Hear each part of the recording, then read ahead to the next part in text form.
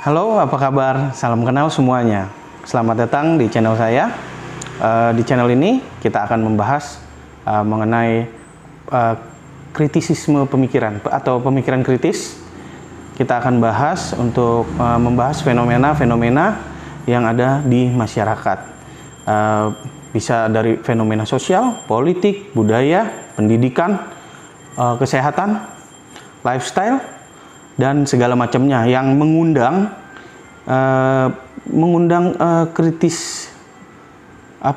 pemikiran kritis kita atau rasa penasaran kita untuk berpikir mengenai kenapa bisa ada fenomena seperti itu. Kita akan bahas mungkin akan secara sains, kita akan bahas dari ilmu-ilmu sosial, dari psikologi, sosiologi, antropologi, biologi. Mungkin juga akan sedikit dari ilmu-ilmu yang lain ya, fisika, kimia, dan segala macamnya.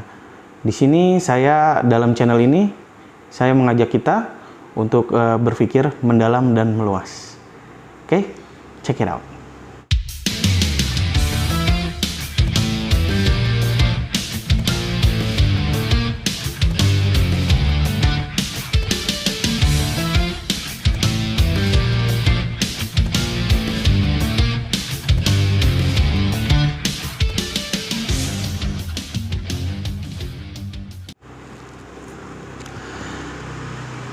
Ya, saat ini Indonesia dan dunia ya khususnya sedang diterjang oleh kejadian besar. Saya yang seumuran atau seangkatan saya tentunya saat ini sudah mengalami mungkin dua kejadian besar bisa dibilang. Kejadian-kejadian besar itu adalah kerusuhan Mei 98 dan sekarang adalah gempuran virus corona. Nah, kejadian-kejadian besar ini tentunya membuat banyak gebrakan-gebrakan sosial, politik, dan kultural juga dalam dunia sains. Saat 98 dulu saya ingat kita semua struggle dari masalah ekonomi. Kita habis-habisan ekonomi dan politik. Itu dirombak habis-habisan. Dan saat ini dunia kesehatan dan ekonomi juga sedang melakukan bergeliat. Bergeliatnya bukan dalam sisi positif banget ya, sedang diuji mungkin lebih tepatnya. Ekonomi sedang diuji ketangguhannya, di mana saat ini banyak sekali pedagang, pengusaha, dan pelaku bisnis yang tentunya megap-megap dalam tanda kutip. Mereka saat ini sedang sangat kesulitan untuk memasarkan produknya karena daya ekonomi masyarakat yang lemah disebabkan hantaman virus COVID. Dunia kesehatan juga sedang diuji habis-habisan tentang bagaimana cara penanganan virusnya, bagaimana menangani gejolak di masyarakatnya, bagaimana memberikan jaminan dan rasa aman di masyarakat agar berkurangnya gejolak-gejolak yang terjadi di masyarakat supaya tidak chaos. Seperti itu. Nah, dalam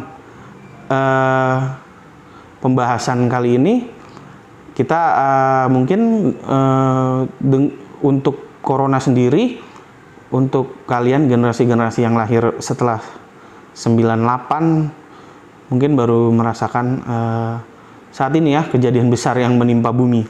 Nah, kejadian ini tentunya membuat kita pesimis, membuat kita kecewa. Kok sekolah nggak masuk-masuk, kuliah nggak masuk-masuk, kerja juga pada dipecat-pecatin. Lantas kita harus kemana? Dobrakan-dobrakan ini yang saya ajak kita semua untuk berpikir kritis mengenai fenomena-fenomena yang ada. Ya, contohnya berpikir kritis di sini adalah ditujukan untuk kita agar lebih mengambil nilai positif dari itu semua, agar kita lebih punya semangat hidup, lebih punya keinginan, dan yang terpenting dari itu semua adalah kita tetap bisa menjaga harapan, tetap bisa positif, tetap bisa saling mendukung, dan tetap bisa bersantai. Meskipun istilahnya kalau orang zaman dulu bilang di Betawi dikejar-kejar Belanda. Ya, dikejar-kejar Belanda, kalau sekarang mungkin dikejar-kejar leasing. Ya, itu intermezzo aja sedikit dari saya. Dan di sini nanti kita akan membahas fenomena-fenomena yang tentunya berhubungan erat dengan kita, kehidupan sehari-hari kita, tentang bagaimana masyarakat menjalani kehidupannya, dan ada juga beberapa yang akan saya angkat yang akan meningkatkan pikiran dan harapan kita terhadap dunia. Oke, sebagai satu contoh saya akan ambil kasus. Dulu rekrutmen PNS itu harus ada orang dalam, mesti rekomendasi, tidak melalui tes yang terstandarisasi. Tapi sekarang sudah sangat transparan, tidak perlu orang dalam, dan tesnya sudah terstandarisasi dengan baik. Jadi dimulai dari situ, pelayanan publik akan meningkat. Pelayanan publik seperti apa? Contohnya bikin KTP aja sekarang udah cepet, dulu butuh berbulan-bulan. Mungkin masih ada yang pelayanannya memble, tapi itu semua kan hanya kasus.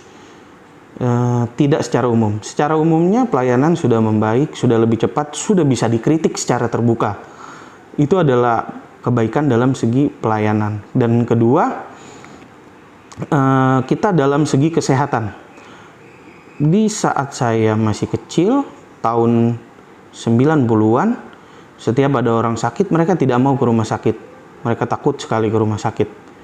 Kenapa? Karena kalau ke rumah sakit udah pasti jual tanahnya pasti, tanahnya hilang, sembuh belum tentu. Dan itu miris ya, miris. Di negeri yang katanya gemah ripah lor jinawi, tongkat kayu dan batu jadi tanaman, kita harus jual tanah untuk berobat habis-habisan dan belum tentu sembuh. Pulangnya juga paling sembuh pun ya cacat. Maka orang-orang lebih milih udah di rumah aja. Dan banyak sekali tingkat kematian untuk penyakit-penyakit kronis dan kritis seperti itu.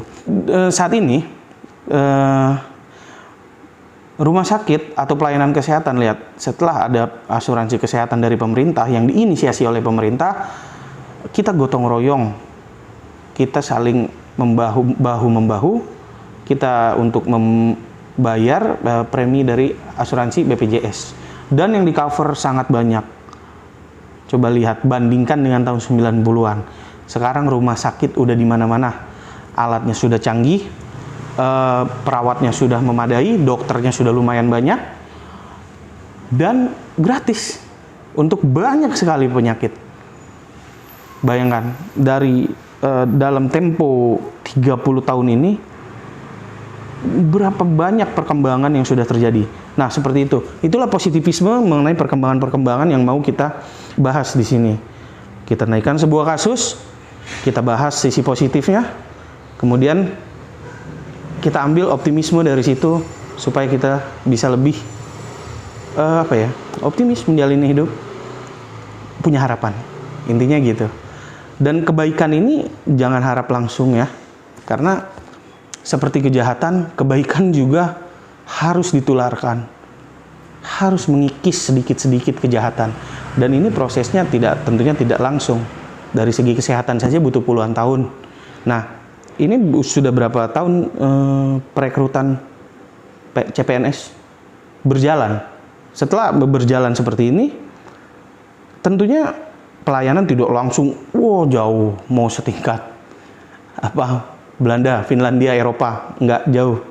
Tapi perbaikan itu sudah ada, dan saya yakin yang anak-anak muda hasil seleksi ini, anak muda cerdas, optimis, dan mau melayani, tentunya nanti ketika mereka berada pada suatu posisi yang penting, mereka memegang tampuk kekuasaan, mereka akan melakukan hal yang baik. Karena hal baik pasti akan ditularkan dan dibawa oleh generasi muda saat ini. Kalau sekarang mungkin banyak sekali ya, sisa-sisa orba, pejabat-pejabat yang memegang tampuk kekuasaan, tapi mereka mentalnya masih orba banget. Harus asal bapak senang, minta dihormati, makanya tanda tangan ke sono sini. Untuk satu urusan saja tanda tangannya minta berapa kepala. Dan itu sangat tidak efektif. Karena dalam sains, efektivitas sangat penting. Contohnya adalah dulu huruf itu tidak sesederhana sekarang, huruf-huruf alfabet. Ada beberapa huruf, banyak sekali. Sekarang kan berapa? 26 ya? 28? Lupa. itu adalah huruf yang sudah disederhanakan, yang kita kenal sekarang A, B, C, D, E, F, G, H, I, J, K, L, M, N, O, P, Q, R, S, T, U, V, W, X, Y, Z. Dulu ada tipe-tipe huruf yang pelafalannya dan bentuknya, bahkan kita sama sekali nggak tahu sekarang disebutnya apa. Kenapa? Karena hal-hal disederhanakan. Itu dalam segi bahasa. Untuk apa? Untuk memudahkan, nggak jelimet. Lah kok kita masih stuck, pelayanan aja masih jelimet, boro-boro dimudahkan. Kan prinsipnya kalau bisa dipersulit, buat apa dipermudah? Lah, kapan kita berkembangnya? Seperti itu. Yuk, mulai sekarang. Nah, inilah kasus-kasus yang saya angkat untuk sementara ini. Mulai sekarang, ayo kita bangun optimisme supaya kita tetap bisa memiliki harapan itu. Dan untuk semua informasi yang tadi saya sampaikan, semua ide-ide saya itu bisa kalian sanggah, dukung, atau kalian tambahkan, kurangkan di kolom komentar. Nanti akan saya balas. Saya suka diskusi orangnya, dan saya bukanlah seorang fans dari kebenaran tunggal, karena buat saya kebenaran itu sifatnya personal, kecuali untuk yang sains ya, itu berlaku universal. Tapi kalau untuk ide-ide itu bersifat personal, dan saya sangat terbuka memang dengan adanya channel ini juga untuk membangun tadi dari awal kritisisme kita, membangun sikap kritis kita, dan menjadi wahana diskusi untuk kita agar selalu memiliki harapan-harapan ke depannya. Ya, jadi segitu aja dari saya. Semoga cukup jelas apa yang saya ucapkan sebagai video perdana ini. Terima kasih sudah menyimak semuanya. Assalamualaikum warahmatullahi wabarakatuh. Terima kasih telah menyimak. Sampai jumpa di video berikutnya yang akan membahas informasi yang lebih seru.